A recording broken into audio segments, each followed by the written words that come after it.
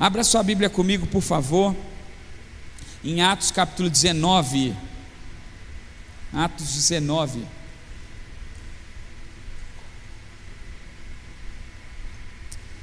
Nós estamos no mês do sobrenatural, e nesse mês eu tenho compartilhado com os irmãos sobre sinais, maravilhas e poderes milagrosos.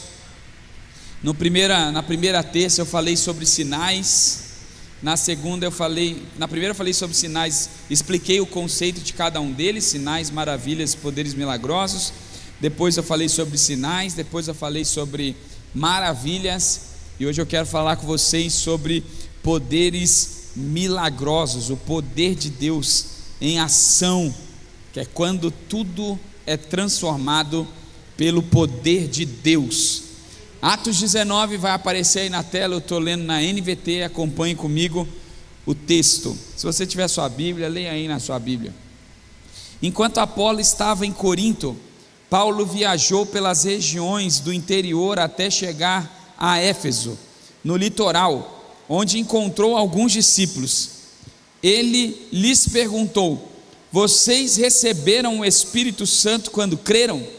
Não, responderam eles, nem sequer ouvimos que existe o Espírito Santo.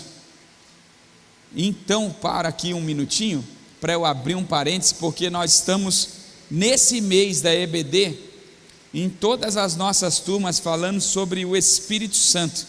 Deixa eu te dar uma boa notícia: você está na igreja metodista wesleyana, e aqui é uma igreja pentecostal, nós cremos no Espírito Santo. Então, uma vida cristã sem o Espírito Santo, tem alguma coisa errada. Paulo está aqui, falando isso aqui. Gente, como assim? Como assim vocês não têm o Espírito Santo? Calma aí, hoje nós vamos resolver isso, amém? Amém. Não é Paulo falando, agora sou eu falando. Hoje nós vamos resolver isso, amém? Amém. E mês que vem tem um mês inteiro de avivamento para isso também. Então, que batismo vocês receberam? Perguntou ele. O batismo de João, responderam. Paulo disse: João batizava com o batismo de arrependimento, dizendo ao povo que cresce naquele que viria depois, isto é, em Jesus. Assim que ouviram isso, foram batizados em nome do Senhor Jesus. Paulo lhes impôs as mãos, e o Espírito Santo veio sobre eles, e falaram em línguas e profetizaram. Eram ao todo uns 12 homens. Em seguida, Paulo foi à sinagoga e ali pregou corajosamente durante 3 meses, argumentando de modo convincente sobre o reino de Deus. Mas alguns deles se mostraram endurecidos, rejeitaram a mensagem e falaram publicamente contra o caminho. Paulo então deixou a sinagoga e levou consigo os discípulos, passando a realizar discussões diárias na escola de Tirano. Para de novo aqui para eu te explicar algo. Paulo foi para a igreja, para a sinagoga, era a reunião dos judeus, e lá nesse lugar ele foi rejeitado. Olha que loucura! Ele foi rejeitado no lugar onde as pessoas amam ou deveriam amar a Bíblia e a pregação. E aí, porque ele foi rejeitado, lá para onde ele foi? Para uma faculdade, pregar o evangelho na faculdade, na escola de Tirano. Aí o bicho pegou, né? Ambiente maravilhoso para pregar o evangelho é faculdade. Mas essa é a beleza, que sempre Deus vai abrir uma porta, se a gente não for a porta que Deus, se a gente não for a porta para abrir para Deus. Aprenda algo importante: se você não fizer o que Deus tem para você, Deus vai levantar outra pessoa para fazer. Não te preocupe, Deus não precisa da gente, Deus precisa de alguém disponível. Se na sinagoga não tem, Deus vai até a escola de Tirano atrás de gente. Não é isso? Segue, porque esse é o tema da mensagem. Aqui a Bíblia é maravilhosa e eu não consigo ler sem explicar, né? Isso continuou durante 2 anos seguintes, 2 anos pregando na faculdade, e gente de toda a província da Ásia, tanto judeus como gregos, ouviu a palavra do Senhor. Agora olha o versículo 11. Deus concedeu a Paulo o poder de realizar milagres extraordinários. Quando lenços ou aventais usados por ele eram colocados sobre os enfermos, estes eram curados de suas doenças, e dele saíam espíritos malignos. Há umas 2 semanas atrás, meu pai me deu 2 caixinhas de lenço Presidente. Eu só uso lenço para dar para os outros. Eu ia trazer hoje, esqueci, mas eu acho que deve ter por aí, porque lá em São José eu sempre usava os lenços, as pessoas levavam para casa e Deus curava elas, porque eu li isso aqui, eu falei, eu quero isso para a minha vida, né? E eu esqueci, aqui eu esqueci de fazer isso. Alguns judeus viajavam pelas cidades expulsando espíritos malignos, tentavam usar o nome do Senhor Jesus, dizendo: ordeno que saia em nome de Jesus, a quem Paulo anuncia. Os homens que faziam isso eram os sete filhos de Seva, um dos principais sacerdotes. Certa ocasião, o espírito maligno respondeu: eu conheço Jesus e conheço Paulo, mas quem são vocês?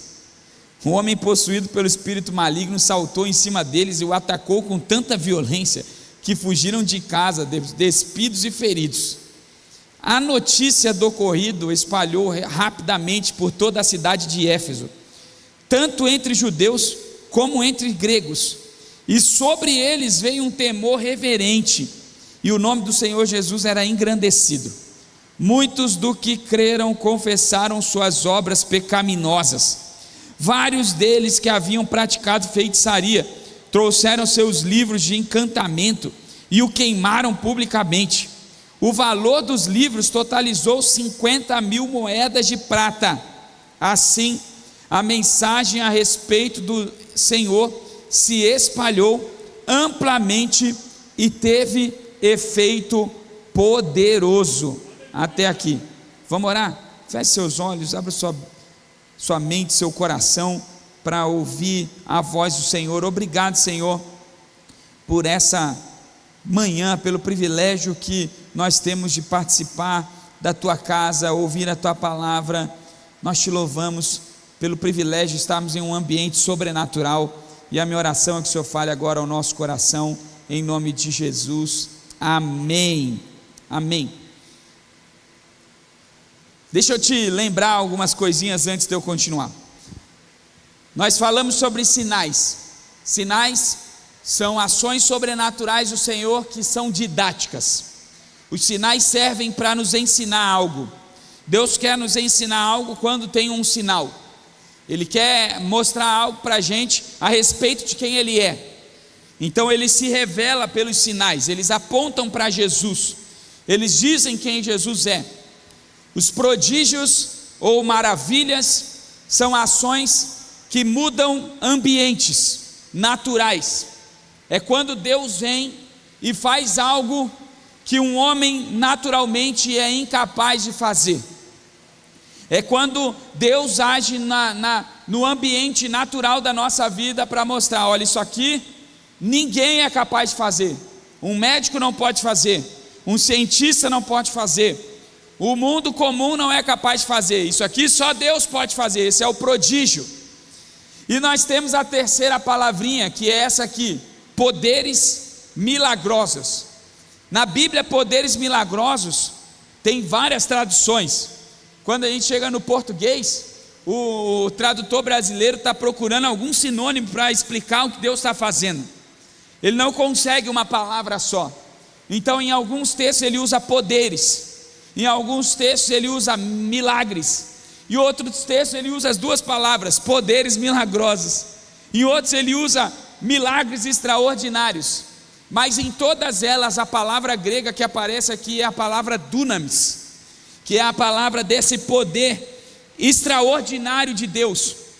A palavra dunamis, ela é uma definição grega no conceito da igreja primitiva, de algo que acontece dentro do crente, e que não é contido dentro do crente e manifestado no ambiente externo.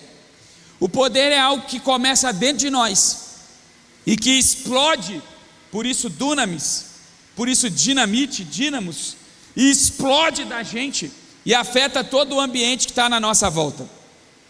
É por isso que no texto que nós lemos, o que nós vemos aqui é o dunamis.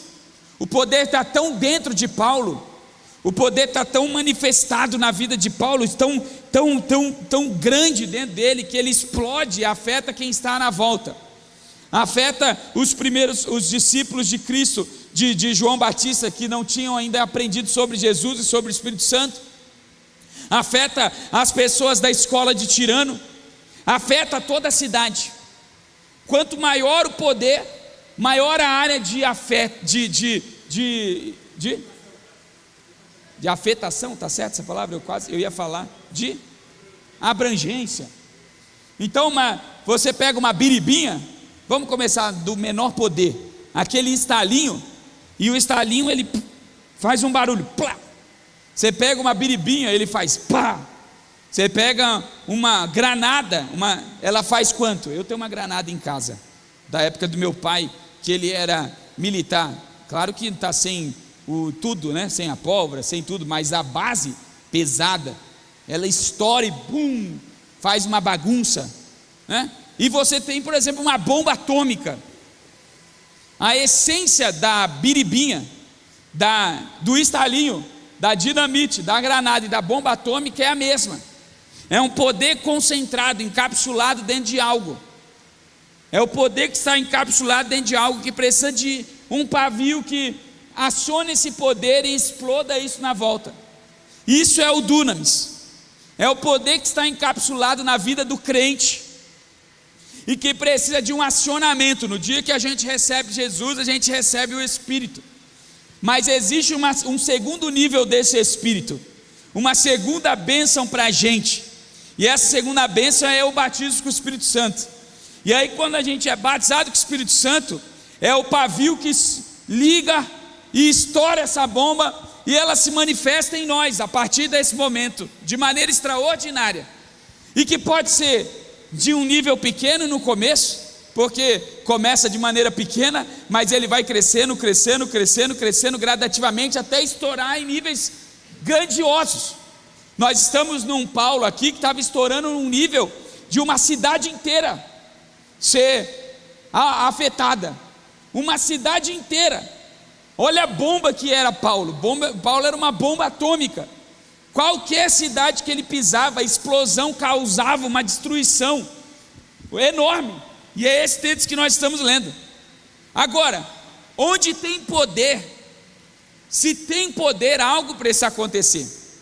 A gente não pode se acostumar a viver uma vida com poder, sem manifestação do poder.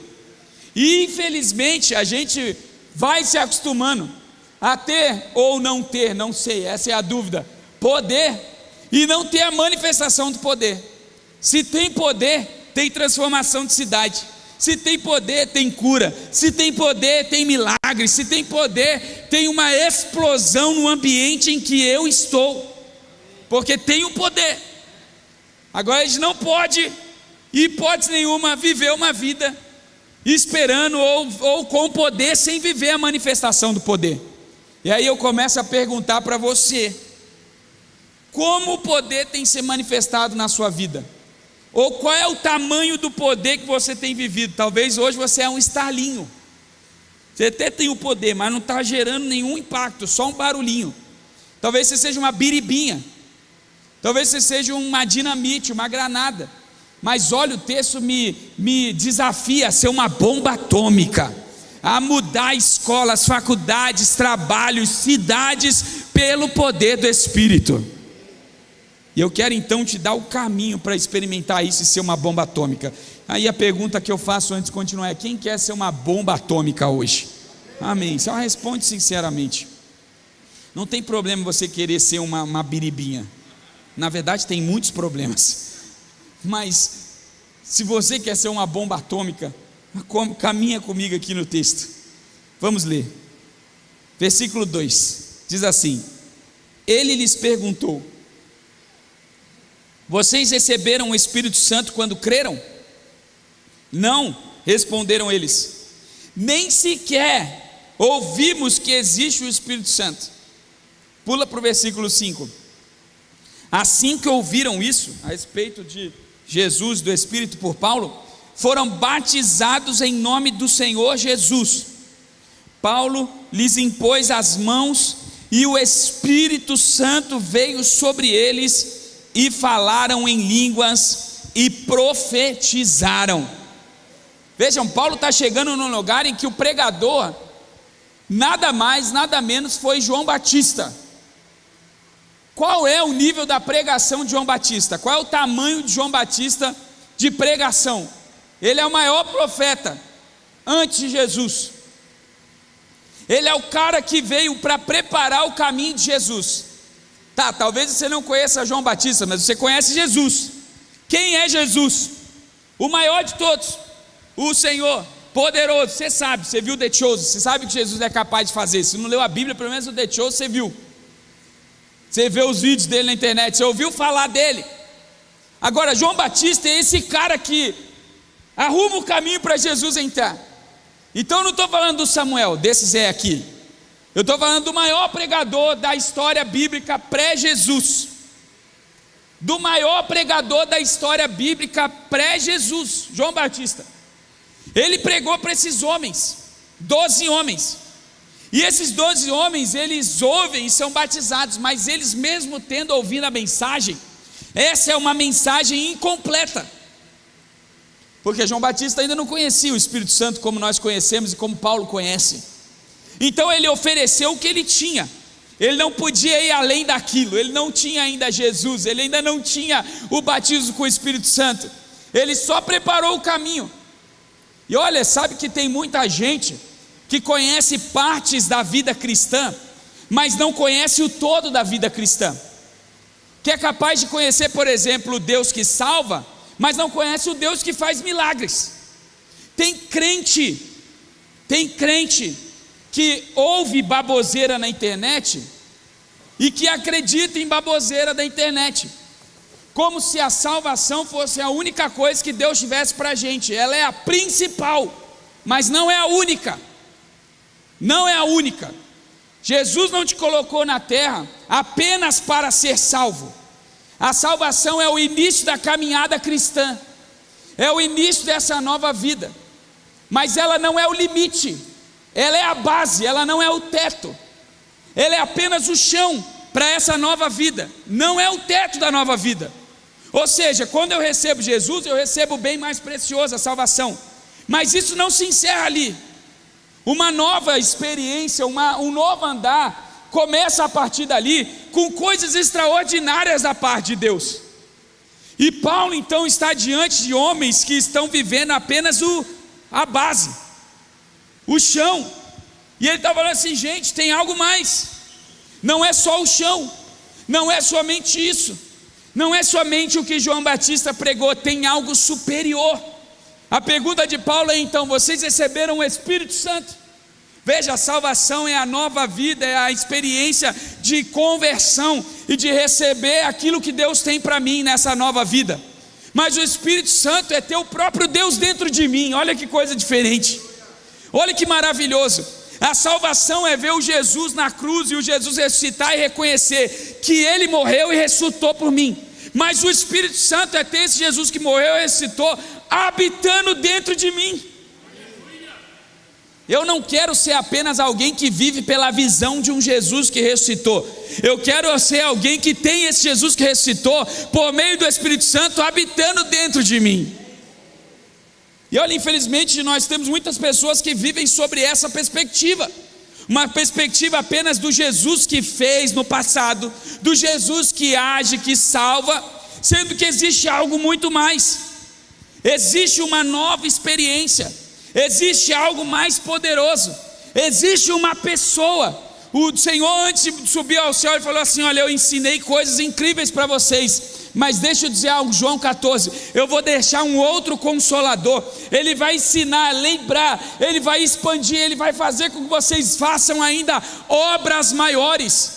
Ele não está oferecendo apenas uma imagem, Ele está oferecendo uma pessoa. Não é, o poder não é sobre uma imagem, sobre uma história, sobre um passado. O poder é uma pessoa que habita dentro da gente, transforma o nosso ser e impacta o ambiente que está na nossa volta. E gente, eu não vim aqui nessa manhã para falar apenas de sinais e maravilhas que são feitas por Ele. Eu venho aqui nessa manhã falar sobre um poder que está acessível através da pessoa chamada Espírito Santo, que habita dentro daqueles que o receberam. E se você ainda não tem o Espírito Santo dentro de você, ou está em dúvida sobre isso, porque a sua vida não muda mais nada, você não tem poder nem de mudar mais a sua casa, tem poder nem de mudar mais a sua vida, eu vim te dar uma boa notícia: o mesmo Espírito Santo que estava disponível para aqueles 12 discípulos, está disponível aqui nessa noite para você, nessa manhã. Acabei com o meu corte, né, Angélica? Estava legal. Acabei com o meu corte. É isso. Fala para quem está do seu lado: também está disponível para você. Fala para outra pessoa: o Espírito Santo é para você. Sabe essa cadeira que está do seu lado aí, ela não está vazia. O Espírito Santo está do seu lado. Ele é uma pessoa. Ele habita dentro de nós. Não é uma religião, não é uma informação, não é uma faculdade, não é um texto, não é algo que pode ser explicado, é algo que precisa ser vivido, é uma pessoa para ser tocada, é uma pessoa para ser vivida ao lado dela. Não adianta, eu conheço um monte de gente que conhece toda a explicação teológica sobre o Espírito Santo, mas nunca viveu com o Espírito Santo. É uma pessoa, é alguém que você fala, que você toca, que você vive, que habita dentro da gente. É o Espírito Santo que me dá conselhos, que diz o que eu tenho que fazer, que me dá direção. É uma pessoa. Eu brinquei, acho que é semana no escritório, né, com a Gal deve lembrar. A vida inteira eu aprendi lá em casa que se alguma coisa sumisse em casa, eu devia orar para São Longuinho. Foi isso? Não. Sumia. Eu falava: meu Deus, sumiu. Meu pai falava: pede para o Espírito Santo, ele sabe todas as coisas. Espírito Santo, onde está tal coisa? E aí eu achava. Essa semana eu precisava imprimir um documento. A Gal está aqui, balançando a cabeça, ela é testemunha. Ficamos 5 horas tentando imprimir ali, não funcionou. 5 horas, o burro aqui ficou 5 horas. Depois de 5 horas, o que eu falei? Vou orar. Devia ter orado com 1 minuto, tinha economizado 5 horas. Mas a gente é assim, né? Teimoso. Só eu sou assim, você não. Aí eu pus a mão na impressora, falei: em nome de Jesus, funciona. Sentei na minha cadeira, mandei imprimir, imprimiu. Espírito Santo falou: vai lá, besta. Uma vez eu lá em Curitiba, precisava ir pregar numa igreja, não sabia chegar, não tinha Waze. 2010, não tinha Waze como nós temos hoje. Internet no celular era coisa para poucas pessoas.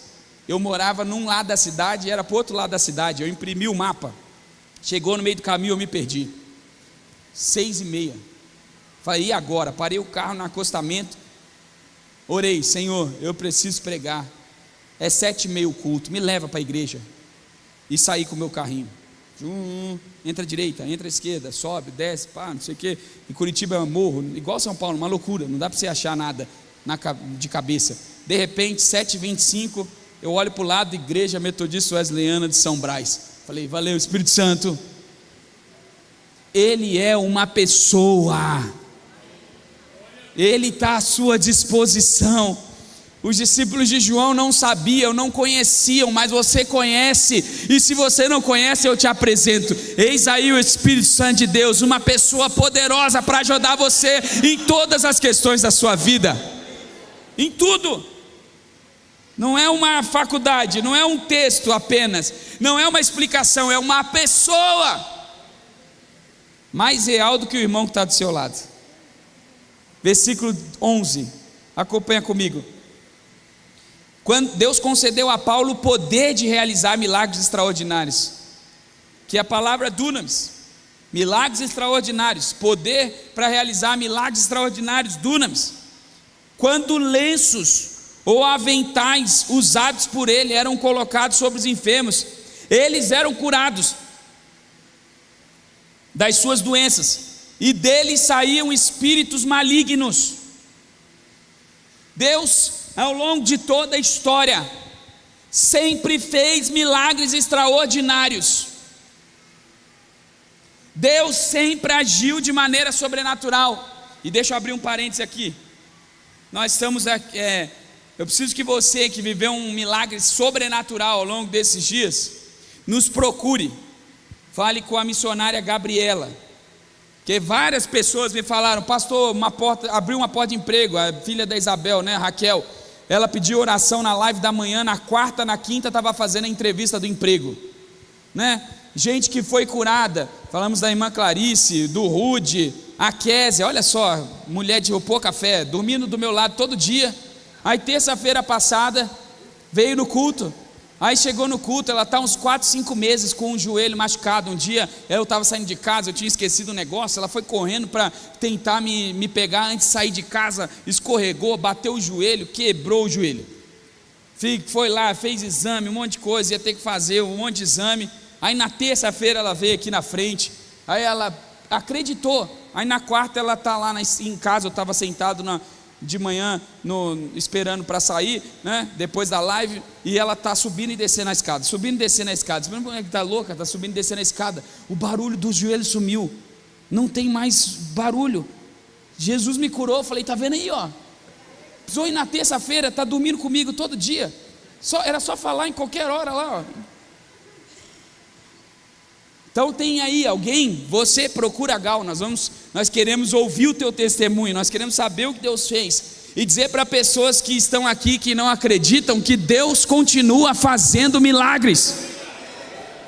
Deus não mudou. O milagre, o poder é a manifestação prática do Espírito Santo, é essa ação que vem sobre nós, e que não é limitada a quem nós somos, e transborda do ambiente que está na nossa volta.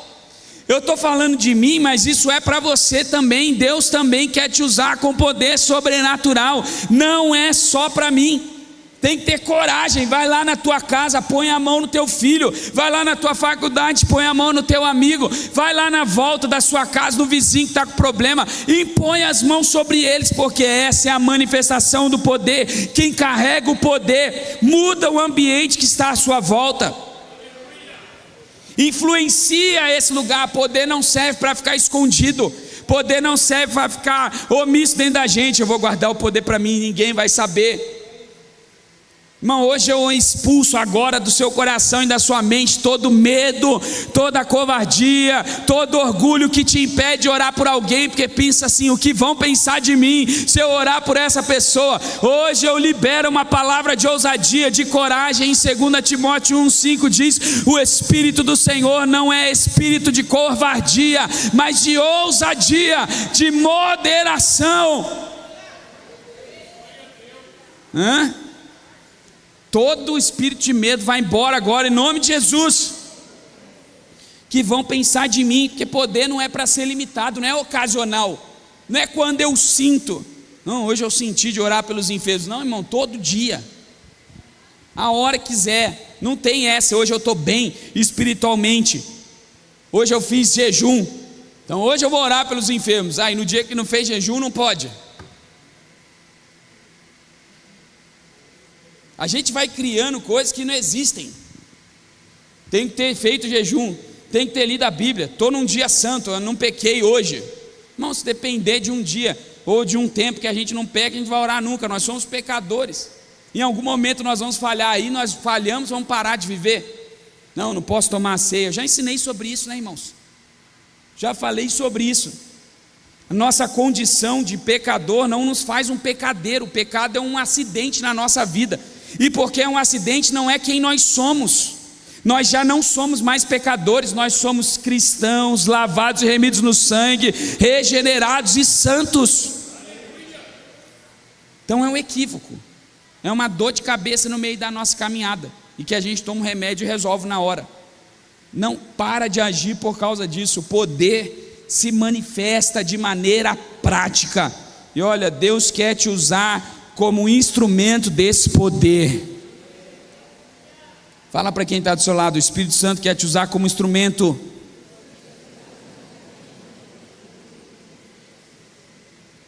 Não sou só eu, não, é você.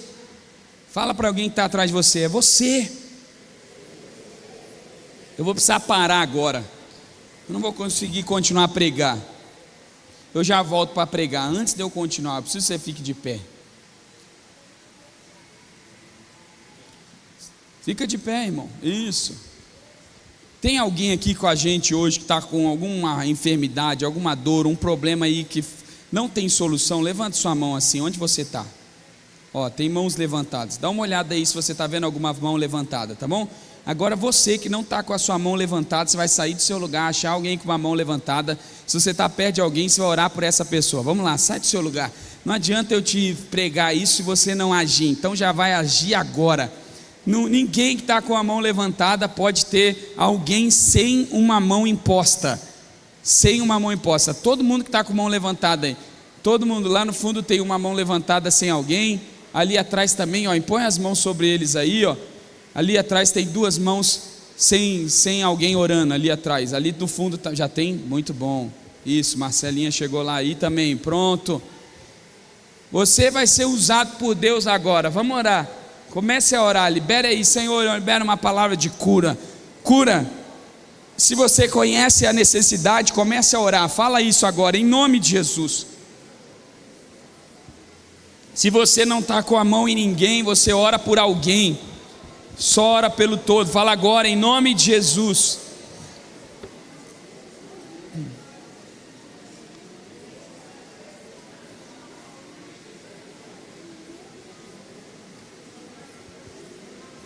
Em nome de Jesus.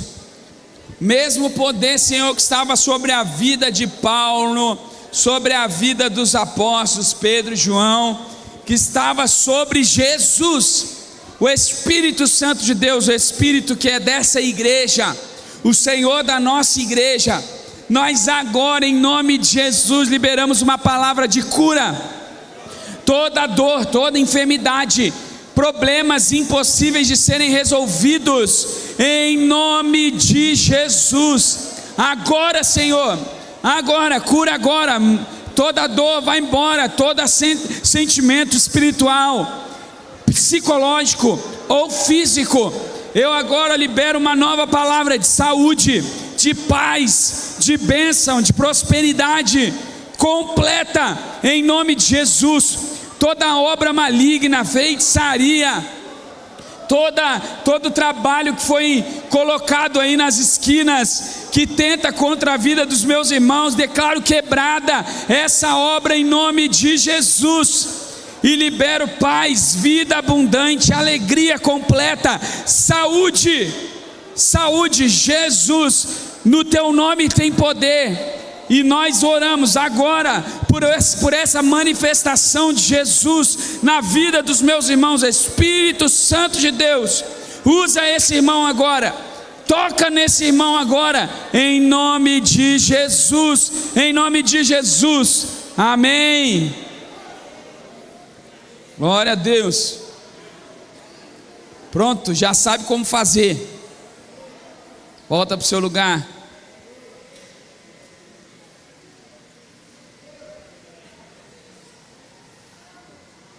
Versículo 17. Olha o versículo 17.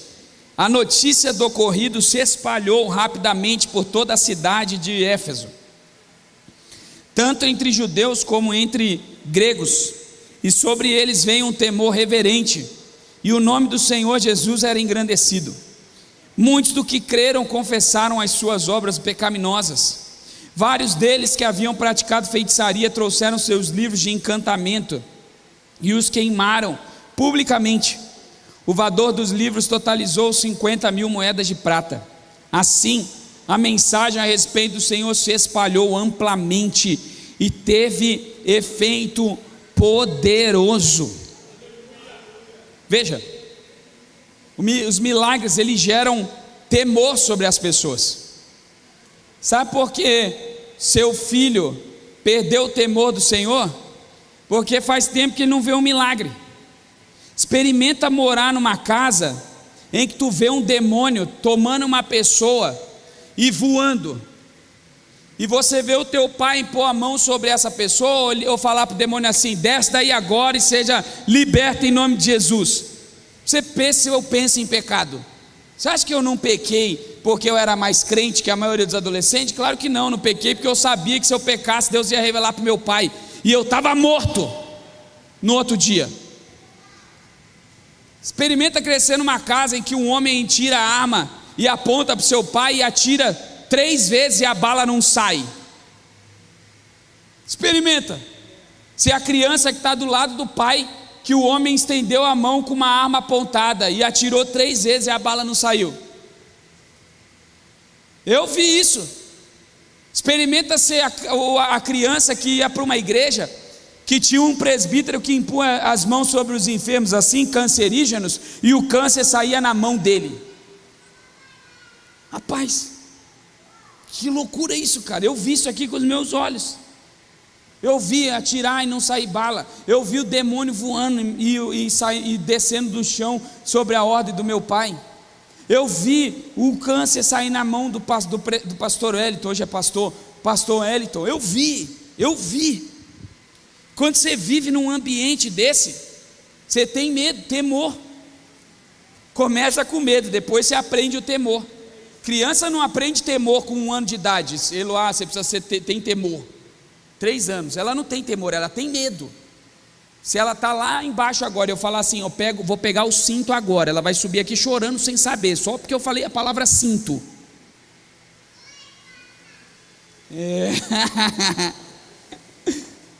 Pronto, ela não tem que ter, ela vai aprender o temor com o tempo, mas primeiro ela aprende a ter medo. Imagina essas pessoas vendo Paulo expulsando demônios, curando enfermos. A cidade agora está tomada pelo temor, e ela transfere esse temor a uma exaltação de Jesus. Agora o nome de Jesus é exaltado. Aí o nome de Jesus é exaltado, as pessoas confessam os seus pecados. No início da igreja metodista wesleyana, a gente tinha um pastor muito usado por Deus. O nome dele é Idelmício Cabral. Pastor Idelmício Cabral foi pastor da igreja wesleyana 3 meses. Os metodistas, quando expulsaram a gente da igreja por causa da obra do Espírito Santo, eles falavam assim: essa igreja só existe por causa do Idelmício, porque o pastor Idelmício Cabral dos Santos, Deus usava ele poderosamente com milagres. E aí o culto da igreja era ao ar livre. É por isso que o nosso culto começa com a música, com louvor, porque é assim que a igreja wesleyana nasceu, com cultos públicos. As pessoas se reuniam. Aí como é que você faz? Paz do Senhor, irmãos. Não, você começa a cantar, tem um monte de gente reunida. Aí começa a cantar, daqui a pouco está todo mundo sentado. É igual aqui na igreja, está um tomando café, o outro está lá no banheiro, o outro está lá. A gente começa a cantar, as pessoas começam a aglomerar. Começou o culto. Só que antes de o pastor Idelmício começar a cantar, e nem ele começava a cantar, ele dizia, meu pai conta, né? Eu só estou falando as histórias que eu ouvi dos meus tios e dos meus pais. Ele apontava o dedo para alguém assim, falava assim: Simvaldo, começa a cantar. Silmar, começa a cantar. Mas antes dele começar a cantar, ele ajoelhava num caixote, que era numa praça, debaixo de uma marquise, na verdade, tinha um caixote de feira, que era o palco, o púlpito. Ele ajoelhava ali no caixote de feira, antes de subir, e ele orava.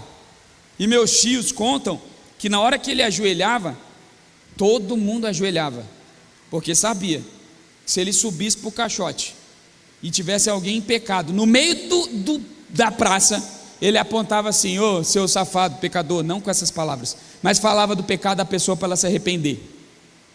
Então, antes dele falar e de revelar, todo mundo confessava os pecados.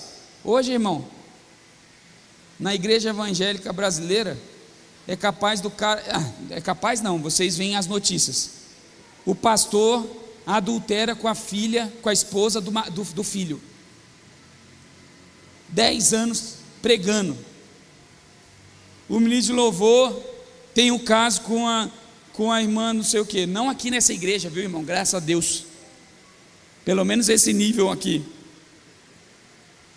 mas não está aí. Falta temor, falta confissão de pecados. Por que falta confissão de pecados? Porque falta poder, e o poder transforma o ambiente. Tem crente jogando bete Sabe por que joga bet? Porque falta poder. 40% dos evangélicos apostam esportiva. São dados da Atlas Intel, semanas atrás. Você acredita nisso? Tem crente que assiste horóscopo, vê horóscopo. De vez em quando alguém começa a me seguir, eu vou olhar lá, tem aquele olhinho azul escuro, azul branco, e no nome da pessoa, vai, que é isso? Você é crente? Tem crente que quando ouve alguma coisa ruim, bate na madeira. Feitiçaria gospel. Isso tudo não acontece aqui, mas esse eu garanto que alguém já fez. Tem crente que lança sorte de palavra. O Senhor é meu pastor, nada me faltará. Vamos ver o que Deus tem para me falar hoje.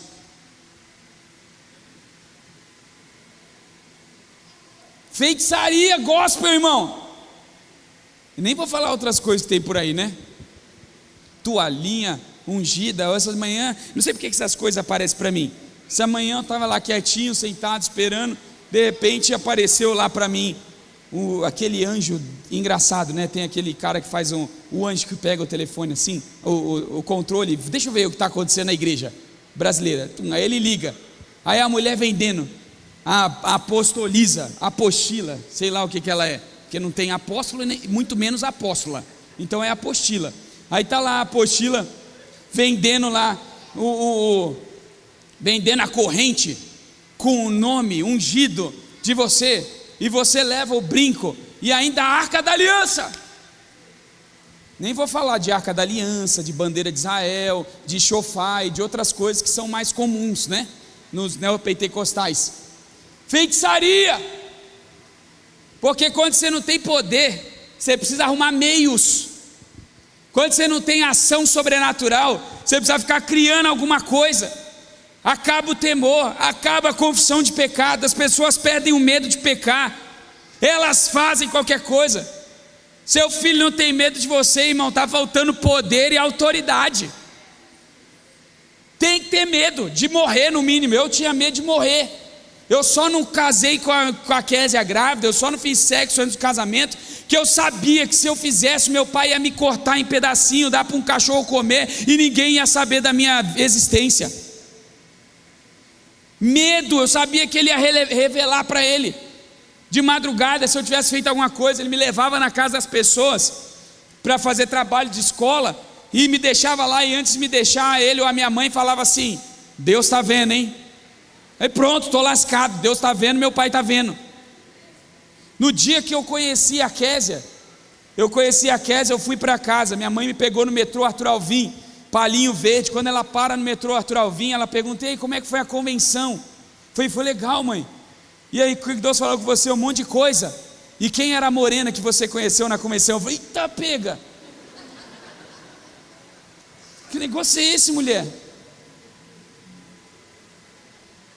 Eu nem vou contar outros detalhes da história, só esse. Poder, irmão. Poder. Tem que ter manifestação do poder, porque se o poder se manifesta na tua casa, na sua vizinhança, na sua família, no seu trabalho, tem temor do Senhor, tem nome de Jesus sendo exaltado, tem feitiçaria sendo quebrada, tem livro apócrifo, Harry Potter e os cambau a quatro aí, sendo queimado em praça pública, porque o poder de Deus gera transformação, o poder de Deus produz arrependimento, o poder de Deus produz mudança de vida. Não é espetáculo em praça pública, no Instagram ou na internet, é poder transformador. A gente não quer gravar o testemunho de alguém aqui para fazer um espetáculo. A gente quer mostrar para esse bairro que tem uma igreja em Itaquera, que o Espírito Santo continua realizando milagres, que Jesus continua fazendo coisas extraordinárias, que tem crente cheio do Espírito Santo ousado para manifestar os poderes de Deus. Então lá na sua vizinhança o pessoal tem que saber. Lembra quando você morava, que não era crente, que tinha aquela irmã do coque, que todo mundo do bairro sabia: lá vai a irmã Josefa. Se ela passar, que você ia na igreja, que você estava no culto, que você torcia para a irmã Leocádia não aparecer do seu lado, para a irmã Martedi não sonhar com você. Era assim. Primeira vez que eu preguei aqui seminarista, a irmã Leocádia me levou para comer uma pizza na casa dela.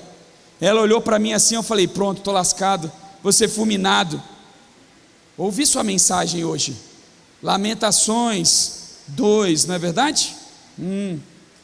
Muito ousado da sua parte pregar em Lamentações. Eu falei: pronto, vou apanhar, estou morto. Nenhum pastor, faz muito tempo que eu não vejo um pastor pregando Lamentações. Falei: caramba, essa mulher vai acabar comigo hoje. Ela fala assim: continue assim, pregue Lamentações. Eu falei: ufa, obrigado, Senhor, hoje não serei fulminado.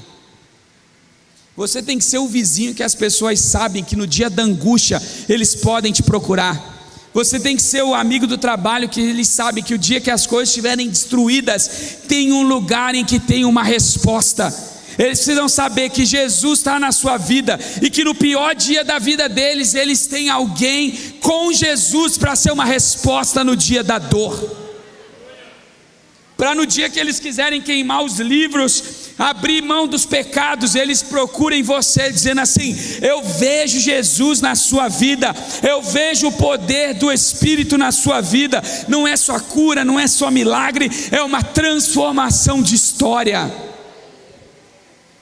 A cidade muda, irmãos, a cidade muda, a igreja domina a cidade, porque o poder de Deus que não toca pessoas não é poder de Deus.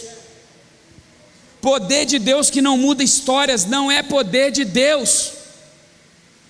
O poder de Deus toca a gente.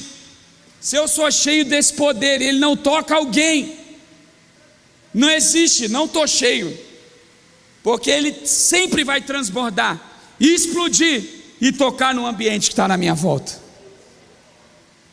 Amém, aleluia.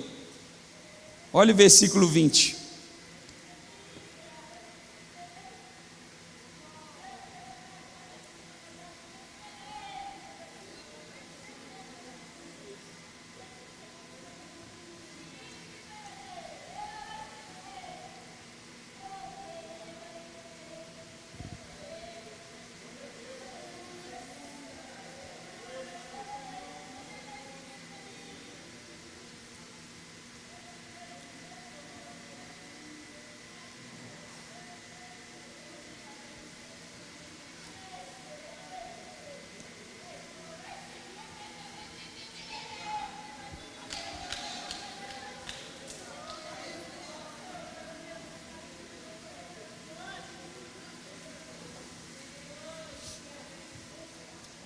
Assim a mensagem a respeito do Senhor se espalhou amplamente e teve efeito poderoso. Irmão, se tem poder, a mensagem é espalhada. Se tem poder, Jesus está sendo conhecido. Se tem poder, a igreja cresce. Se tem poder, novas pessoas aparecem.